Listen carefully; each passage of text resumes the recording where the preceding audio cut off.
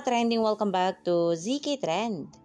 Donnie Pangilinan tumaretso sa bahay nila ni Belle sa Antipolo at doon na nga nag-dinner. Kahapon sa Antipolo, lugar ni Belle Mariano, ay nag-mall show ang Don Bell para sa movie Nilang Tayo sa Wakas na kung saan punong-puno nga ang Robinson sa Antipolo. Hiyawan ang mga tao sa paglabas nga nina Donnie at Belle. Matapos nga ang naturang event ay dumaretso na nga sila Donnie sa bahay ni Belle at doon na nga nag-dinner. Ayon pa sa ilang source ay very feel at home umano si Donnie at super close pa daw sa mga kasama ni Belle sa bahay. At ayon pa nga sa isang post mga katrendy, ay mami umano mismo ni Belle ang naghanda ng foods nila ni Donnie kagabi. So very supportive talaga ni Mami Kat kahit super private ng family nito. Talaga namang literal na di natin alam ang mga nangyayari sa likod ng kamera. Maraming mga fans ang natuwa at kinilig ng dahil dito.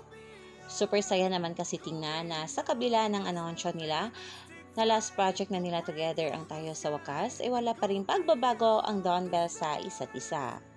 Patunay lamang na genuine ang Don Bell sa tunay na estado ng kanilang pagsasama bilang love team man o in a relationship. Kayo mga ka-trending, anong opinion nyo at reaction nyo tungkol dito? Hanggang dito na lang, maraming salamat sa inyong patuloy na panonood. Stay tuned for more Don Bell updates.